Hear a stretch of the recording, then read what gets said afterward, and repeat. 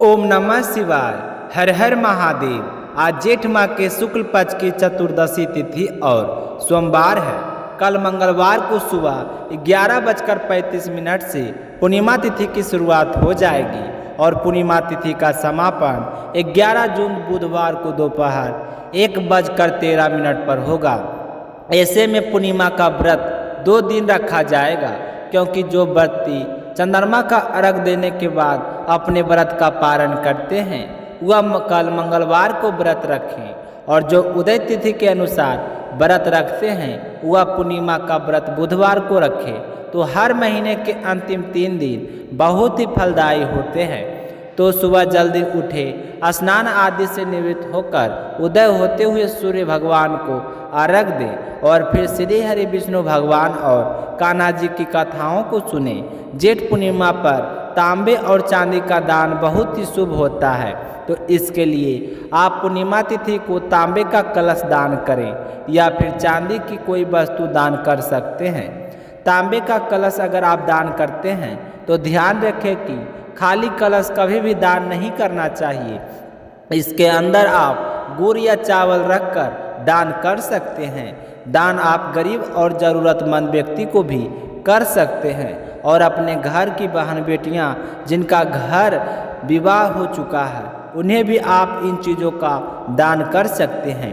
पर ध्यान रखें कि जिस किसी को भी आप दान दें वह दान लेकर खुश होना चाहिए। जो व्यक्ति प्रसन्न होकर दान को स्वीकार करता है तो हमारे घर में धन धान की कोई कमी नहीं रहती।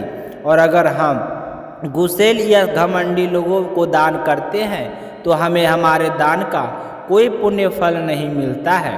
तांबे का दान करने से हमें कई तरह के शुभ फल प्राप्त होते हैं, क्योंकि तांबा सूर्य भगवान से ग्रह से संबंधित होता है और इसके दान करने से सूर्यदेव की कृपा प्राप्त होती है, जो नौकरी, व्यापार और धन संबंधी मामलों में सफलता दिलाती है। इसके अलावा तांबे का दान करने से कर्ज से मुक्ति मिलती है, मुकदमे में जीत हासिल होती है, और जिनके घर में हर समय लड़ाई झगड़े होते रहते हैं उन्हें ग्रह कलेश में छुटकारा मिलता है। और चांदी का दान करने से भाग्य में सकारात्मक बदलाव आते हैं और अच्छे अवसर प्राप्त होते हैं, क्योंकि चांदी का संबंध चंद्रमा से होने के कारण चांदी का दान करने से मन शांत और स्थिर रहता है और दिमाग तेज होता है, बुद्धि का विकास होता है और घर में आर्थिक स्थिति में सुधार होता है। धन संबंधी समस्याओं से मुक्ति मिलती है, पारिवारिक संबंध मधुर होते हैं और घर में सुख शांति बनी रहती है। अगर किसी जातक की कुंडली में चंद्रमा कमजोर है तो चांदी का दान करने से चंद्रमा मजबूत होता है, जिससे मन शांत रहता है और मानसिक तनाव कम हो जाता है। आप सभी के मंगल जीवन की कामना करते हुए सुनते हैं आज की कथा। बोलिए गणेश जी महाराज की जय हो। एक समय की बात है कि भगवान श्री हरि विष्णु का विवाह लक्ष्मी जी के साथ तय हो गया। विवाह की सारी तैयारियां जोरों शोरों से होने लगी। सभी देवी देवताओं को निमंत्रण पत्र भेजे गए, परंतु गणेश जी को निमंत्रण नहीं दिया गया। इस तरह निमंत्रण पत्र देते और शादी की तैयारियां करते करते शादी वाला दिन आ गया। बारात जाने का समय हो गया। सभी देवता अपनी पत्नियों के साथ विवाह में उपस्थित हुए तो उन सब ने देखा कि गणेश जी कहीं पर दिखाई नहीं दे रहे हैं। तो वे सारे के सारे आपस में चर्चा करने लगे कि क्या बात है, गणेश जी को न्योता नहीं दिया या फिर गणेश जी नहीं आए। सभी को यह जानकर बड़ी ही हैरानी हो रही थी। तभी सब ने विचार किया कि चलो विष्णु जी के पास चलते हैं और उन्हीं से पूछते हैं। तो विष्णु जी के पास जाकर उन्होंने कहा कि हम आपसे एक बात पूछना चाहते हैं कि आपने गणेश जी को बुलाया नहीं या फिर अपनी इच्छा से आए नहीं। तो विष्णु जी कहने लगे कि गणेश जी के माता पिता को मैंने न्योता भेज दिया है, अगर वह आना चाहते हैं तो आ जाते, उन्हें अलग से न्योता देने की कोई ज़रूरत नहीं। दूसरी बात यह है कि उनको 1.25 मन मूंग, 1.25 मन चावल, सावा मन घी और सावा मन लड्डू का भोजन दिन भर में चाहिए। अगर हम उसे बारात में लेकर चले गए तो उन्हें इस तरह खाता देखकर सारे लोग हंसेंगे। दूसरे के घर जाकर इतना सारा खाना पीना अच्छा भी नहीं लगता है। इस तरह बर्ताव कर ही रहे थे तो किसी ने सुझाव दिया कि यदि गणेश जी आ जाएं तो क्या है, तो द्वारपाल बनाकर घर पर बैठा देना, कह देना कि तुम घर का ध्यान रखना, जिससे गणेश जी को यह नहीं लगेगा कि उन्हें बुलाया नहीं। तो विष्णु जी को यह बात पसंद आ गई और उन्होंने गणेश जी को न्योता भेज दिया। न्योता मिलते ही गणेश जी बड़े प्रसन्न हुए, सज धज कर वहाँ पर आ पहुँचे। तो विष्णु जी कहने लगे कि आप घर की रखवाली करना, घर की रखवाली के लिए कोई समझदार और जिम्मेदार होना चाहिए। तो मुझे आपसे समझदार और जिम्मेदार कोई दूसरा नहीं लगा। तो यह सुनकर गणेश जी और भी प्रसन्न हुए। तो इस तरह गणेश जी को रखवाली के लिए बैठा दिया और बारात वहाँ से चल दी। नारद जी ने देखा कि गणेश जी दरवाजे पर बैठे हैं और बारात सारी चली जा रही है। तो वे गणेश जी के पास गए और पूछने लगे कि तुम बारात में नहीं जा रहे हो। तो गणेश जी भगवान कहने लगे कि मुझे तो घर की जिम्मेदारी दी गई है, कोई समझदार आदमी घर की रखवाली के लिए होना चाहिए, इसलिए मैं तो यहाँ पर रुक गया हूँ। तो नारद जी कहने लगे कि उन्होंने आपका अपमान किया है, विष्णु जी तो आपको बुला ही नहीं रहे थे। सब ने जब पूछा तो कहने लगे कि बड़े बड़े पेट, बड़े बड़े सूढ़, मोटा सारा पेट, मोटा सा कान, यह देखकर लोग हंसेंगे और ऊपर से खाते कितना है। सावा मन लड्डू, सावा मन मूंग, सावा मन घी बारात में ले जाकर मेरे ससुराल वालों को तो बदनामी होगी कि बारात में देखो कैसे कैसे बाराती आए हैं। तो यह सुनते ही गणेश जी बहुत ही दुखी हो गए और नारद जी से कहने लगे कि अब आप ही बताओ कि मैं क्या करूं। तो नारद जी ने कहा कि आप ऐसा करो कि अपनी मुश्क सेना को आगे भेज दो और उनसे कहना कि आगे जाकर सारा रास्ता खोखला कर दे, जिससे उनके वाहन धरती में धंस जाए। इस तरह परेशान होंगे तो वह आपको सम्मान पूर्वक बुलाएंगे, क्योंकि विष्णु जी भूल गए हैं कि आप सर्वप्रथम पूजनीय हैं। तो गणेश जी ने नारद जी के कहते ही अपनी मौसिक सेना को जल्दी से आगे भेज दिया और कहा कि सारी जमीन को खोखली कर देना। तो चूहों ने जैसा गणेश जी ने बोला था वैसा ही किया। जैसा ही विष्णु जी की बारात वहाँ से गुजरने लगी तो रथों के पहियों धरती में धंस गए। लाख कोशिश की परंतु पहिए नहीं निकल रहे थे। सभी ने अपने अपने उपाय किए पर पहिए नहीं निकले, बल्कि उसी में जगह जगह से टूट गए। अब किसी की समझ में नहीं आ रहा था कि क्या किया जाए। उधर शादी का मुहूर्त निकला जा रहा था तो विष्णु जी तो बड़े ही परेशान थे। तब नारद जी वहाँ पहुँचे और कहा कि आप लोगों ने गणेश जी का अपमान करके अच्छा नहीं किया है। यदि उन्हें मना कर लाया जाए तो आपका कार्य सिद्ध हो सकता है और आप पर आया यह संकट भी टल सकता है। तो शंकर भगवान ने अपने दूत नंदी को भेजा तो नंदी गणेश जी को लेकर वहाँ आ गए। गणेश जी का आदर सम्मान के साथ पूजन किया गया। तब जाकर कहीं रथ के पहिए निकले। पहिए तो निकल गए पर वह तो जगह जगह से टूट फूट गए थे। अब उन्हीं सही कौन करे। तो पासी के खेत में एक हाथी काम कर रहा था तो उसे समाचार भेजा कि सारे रथों के पहिए सही कर दो। तो वह अपने खेत का काम छोड़कर कारीगर का सारा सामान लेकर वहाँ आ गया। जैसे ही वह रथ के पास बैठा तो कहने लगा कि श्री गणेशाय नमः। ऐसा कहकर गणेश जी मन ही मन वंदना करने लगा और देखते ही देखते गणेश जी ने सभी पहियों को थोड़ी ही देर में ठीक कर दिया। तो यह देखकर नारद जी ने कहा कि मैं आपसे एक बात पूछना चाहता हूँ कि आपने श्री गणेशाय नमः क्यों कहा। हाथी कहने लगा कि हे देवताओं, आपने सर्वप्रथम गणेश जी का नहीं बनाया होगा और ना ही उनकी पूजा की होगी, इसलिए आप पर यह संकट आया। तो नारद जी विष्णु भगवान से कहने लगे कि हमने ही गणेश जी को सर्वप्रथम पूजनीय बनाया था और आज हम ही भूल गए तो हमसे मूर्ख और अज्ञानी कौन हो सकता है। तो यह सुनते ही विष्णु भगवान गणेश जी से माफी मांगते हैं और गणेश जी की पूजा करते हैं, उनका ध्यान करते हैं। फिर सारे मिलकर गणेश जी भगवान का जय जयकार लगाते हैं। तो यह सब देखकर गणेश जी बहुत ही प्रसन्न होते हैं और नारद जी भी गणेश जी की ओर देखकर मंद मंद मुस्कुराने लगते हैं और बारात वहाँ से चल पड़ती है। फिर भगवान विष्णु और लक्ष्मी जी का विवाह बड़ी ही धूमधाम से संपन्न होकर सकुशल सारे घर लौट आते हैं।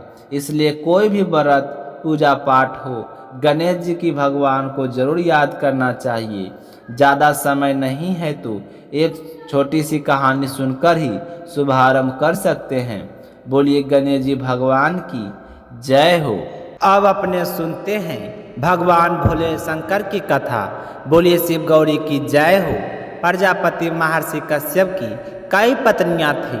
उनमें से एक का नाम था धनु। धनु की संतान दानव कहलाई। उसी धनु के बड़े पुत्र का नाम दम था।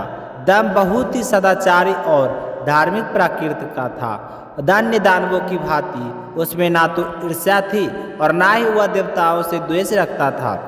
वह तो विष्णु जी का भक्त था और उन्हीं की आराधना किया करता था। लेकिन उसे एक ही चिंता सताती थी, उन्हें पुत्र की प्राप्ति कैसे होगी, क्योंकि उनके कोई संतान नहीं थी। तो अर्चक शुक्र ने उसे श्री कृष्ण मंत्र की दीक्षा दी। तो दम की दीक्षा पाकर पुष्कर में भगवान अनुष्ठान किया। वह अनुष्ठान सफल हुआ और उसके अनुष्ठान से प्रसन्न होकर भगवान विष्णु प्रकट होकर कहने लगे कि हे वत्स्य, मैं तुम्हारे अनुष्ठान से बहुत ही प्रसन्न हूँ, मांगो क्या वरदान मांगते हो। तो दम कहने लगा कि हे भगवान, अगर आप मेरी तपस्या से प्रसन्न हैं तो मुझे ऐसा पुत्र दे जो आपका भक्त हो और त्रिलोक विजय को देवता भी हो, उसे युद्ध में जीत ना सके। तो भगवान विष्णु ने तथास्तु कहा और अंतर्ध्यान हो गए। दम भी बहुत ही प्रसन्न था और अपने घर लौट आया। गोलोक में श्री राधा और श्री कृष्ण पार्षद श्री दामा के असुर होने का श्राप दिया था। तो श्राप के प्रभाव से वही दम की पत्नी के गर्भ में आ गया और कुछ समय बाद उसका जन्म हुआ। तो पुत्र के जन्म होने पर दम बहुत ही खुश हुआ। उसने अपने पुत्र का नाम शंखचूड़ रखा। जब वह कुछ बड़ा हुआ तो दम ने उन मुनि जैसे विषयों को देख रेख के छोड़ दिया। मुनियों ने उसे शिक्षा दीक्षा दी। अपनी कुमार अवस्था में संचु पुष्कर में पहुंच गया। उस महान धार्मिक तप सतली में ध्यान मगन रहकर हजारों वर्षों तक पितामह ब्रह्मा जी की तपस्या करता रहा। तो उसकी घोर तपस्या से प्रसन्न होकर पितामह प्रकट हुए और कहने की वत्स्य, मैं तुम्हारी तपस्या से बहुत ही प्रसन्न हूँ, मांगो क्या वरदान मांगते हो। तो शंखचूड़ हाथ जोड़कर प्रणाम करके कहने लगा कि पितामह, आप मुझे ऐसा वरदान दीजिए कि मुझे देवता भी पराजित ना कर सके। तो पितामह ने कहे अनुसार वरदान दे दिया और श्री कृष्ण कुछ प्रदान करते हुए उसे आदेश दिया कि हे शंखचूड़, तुम बद्रिका आश्रम चले जाओ, वहाँ तुम्हारे भाग का सितारा उदय होने की प्रतीक्षा कर रहा है। तो पितामह की आज्ञा मानकर शंखचूड़ बद्रिका आश्रम में पहुँच गया। वहाँ महाराज धर्मध्वज की पुत्री तुलसी भी तपस्या कर रही थी। दोनों का आपस में परिचय हुआ और पितामह की आज्ञा अनुसार उन दोनों का विवाह हो गया। अब शंखचूड़ अपनी पत्नी को लेकर पुनः द्वितीय पुरी लौट आया। शुक्राचार्य ने उसे दानवों का अधिपति बना दिया। सिंहासन पर बैठते ही उसने अपने साम्राज्य बढ़ाने के लिए देवलोक पर चढ़ाई शुरू कर दी। अब पितामह के वरदान के कारण वह हार तो सकता नहीं था, जहाँ भी जाता विजय प्राप्त करता और इसी वरदान के कारण उसे देवताओं को हराने में कोई कठिनाई नहीं हुई। उसने सभी देवताओं को स्वर्ग से निकाल दिया और अमरावती पर कब्जा जमा लिया और इधर अमरावती छोड़कर भाग निकले। देवता उसके डर से कंदराओं से जा छुपे। अब शंखचूड़ का तीनों लोगों पर शासक हो गया। अब लोकपालों का कार्य भी उसने संभाल लिया। उसने अपनी प्रजा की भलाई के लिए अनेक कार्य किए। प्रजा उससे बहुत ही प्रसन्न रहती थी। सर्वत्र सुख और शांति थी, क्योंकि शंखचूड़ स्वयं भी श्री कृष्ण का भक्त था। उसकी प्रजा भी भगवान श्री कृष्ण पर पूरी आस्था रखने लगी। उसके राज्य से अधर्म का नाश हो गया। प्रजा इंद्र और देवताओं को भूलने लगी। जब देवताओं को इस बात का पता चला तो उन्हें बड़ा ही दुख हुआ। तो इंद्र पितामह ब्रह्मा जी के पास जाकर पहुँचे और हाथ जोड़कर कहने लगा कि हे पितामह, आपने यह क्या किया? शंखचूड़ को अभय होने का वरदान देकर आपने तो उसे निरपुंस बना दिया। अब वह तो अमरावती पर कब्जा जमाए बैठा है। देवता दर दर के ठोकरे खा रहे हैं। हमें बताइए कि हम क्या करें? तो इंद्र की बात सुनकर पितामह कहने लगी, हे इंद्र, शंखचूड़ धार्मिक और रीति से अपना शासन चला रहा है। प्रजा भी उससे बहुत ही प्रसन्न है। उसके राज्य में प्रजा सुखी और संपन्न है। हमें उससे कोई शिकायत नहीं है। तो पितामह की बात सुनकर इंद्र ने कहा कि यह तो सब ठीक है पितामह, लेकिन क्या हम यूं ही भटकते रहेंगे? आखिर अमरावती है तो देवताओं की इस बात को तो आप नहीं जुठला सकते। उसने तो वह हमें बाहर निकालकर अपना कब्जा जमा लिया है। तो पितामह कहने लगे कि इंद्र, अवश्य तुम सत्य कह रहे हो, किंतु शंखचूड़ ने तुम्हें युद्ध में पराजित करके उसे प्राप्त किया है। उसने तुम्हारी प्रजा को कभी भी कोई कष्ट नहीं पहुंचाया। उसने तो सिर्फ सिंहासनों का ही फेरबदल किया है। तो इंद्र कहने लगे, हे पितामह, हम आपकी संतानें हैं। क्या आप यह चाहेंगे कि आपकी संतान यूं ही दर दर भटकती रहे? आप तो कोई उपाय कीजिए। तो पितामह कहने लगे कि मैं इससे कुछ नहीं कर सकता हूँ। तुम भगवान विष्णु के पास जाओ, शायद वह आपको कोई उपाय बताएं। तो वहाँ से निराश होकर इंद्र भगवान श्री हरि विष्णु के पास जा पहुँचे और उनकी स्तुति करके कहने लगे कि हे भगवान, देवता इस समय भारी संकट में है। अगर पितामह ने तो अपनी असमर्थता जाहिर कर दी है और कहा है कि मैं आपके पास आ रहे, प्रभु आप ही कुछ कीजिए, अन्यथा संपूर्ण देव जाति नष्ट हो जाएगी। तो श्री हरि विष्णु भगवान इंद्र की बात सुनकर कहने लगे कि पितामह का कहना ठीक है। मैं आकरण शंखचूड़ के संबंधों में हस्तक्षेप नहीं करना चाहता हूँ। उसकी सारी प्रजा कृष्ण भक्त है और कृष्ण मेरा ही प्रतिरूप है। मैं अपने भक्त पर कष्ट होते हुए नहीं देख सकता, लेकिन निराश होने की कोई आवश्यकता नहीं है। तुम भगवान शिव के पास जाओ और उन्हीं से कोई उपाय पूछो, वे अवश्य ही तुम्हारे कष्टों का निवारण करेंगे। तो भगवान श्री हरि विष्णु जी की बात सुनकर इंद्र तो निराश हो गए और वैकुंठ से निकलकर भगवान शिव के पास कैलाश पर्वत पर गए और भगवान शिव की स्तुति करके अपने वहाँ आने का कारण बताया। तो भगवान शिव ने इंद्र की सारी बातें ध्यान से सुनी और उसे आश्वासन दिया कि धैर्य रखो, इंद्र तुम्हारा सिंहासन तुम्हें अवश्य मिलेगा। मैं गंधर्वराज चित्र रथ को अभी दूत बनाकर शंखचूड़ के पास भेजता हूँ। तो शिव जी की बात सुनकर इंद्र को कुछ राहत महसूस हुई। फिर शिव जी ने गंधर्वराज चित्र को बुलाया और कहा कि तुम शंखचूड़ की राजधानी जाओ। तो चित्र शिव जी की आज्ञा पाकर शंखचूड़ की राजधानी जा पहुँचा। उस समय शंखचूड़ अपने सिंहासन पर विराजमान था। चित्ररथ ने उसका अभिवादन करने के पश्चात अपने आने का कारण बताया और कहा कि हे द्वितीय राज, मैं गंधर्वराज चित्र हूँ और भगवान शिव का एक संदेश लेकर तुम्हारे पास आया हूँ। तो यह सुनकर शंखचूड़ के चेहरे पर आश्चर्य झलक आया। शिव के दूत के सामने पाकर वह सिंहासन से उठ खड़ा हुआ और कहने लगा कि मेरा बड़ा सौभाग्य है जो शिव जी ने मुझे कुछ लायक समझा। आप जल्दी से संदेश बताइए कि भगवान रुद्र ने क्या संदेश भेजा है।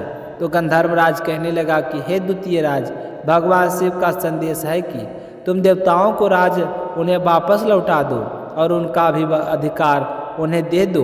भगवान शिव ने देवों को भय होने का वचन दिया है। तो गंधर्वराज की बात सुनकर शंखचूड़ कहने लगा कि भगवान शिव से मेरा प्रणाम कहना और उनसे कहना कि शंखचूड़ के हृदय में आपके लिए बहुत ही ज़्यादा श्रद्धा है, परंतु अतीत उन्होंने इंद्र के बहकावे में आकर मुझे दंडित करने का निश्चय किया है, तो मैं उनकी यह बात नहीं मानूंगा। और उनसे भी युद्ध करने के लिए तैयार हो जाऊंगा। तो शंखचूड़ की बात सुनकर चित्ररथ वापस लौट आया और भगवान शंकर को शुक्राचार्य का कहा हुआ उत्तर सुना दिया, जिसे सुनकर शिव जी क्रोधित हो गए और अपने गणों को युद्ध करने का आदेश दे दिया। उधर शंखचूड़ ने अपने पुत्र का अभिषेक करके उसे दानवाधिपति बना दिया और अपनी पत्नी से कहने लगा कि मैंने युद्ध स्वीकार कर लिया है।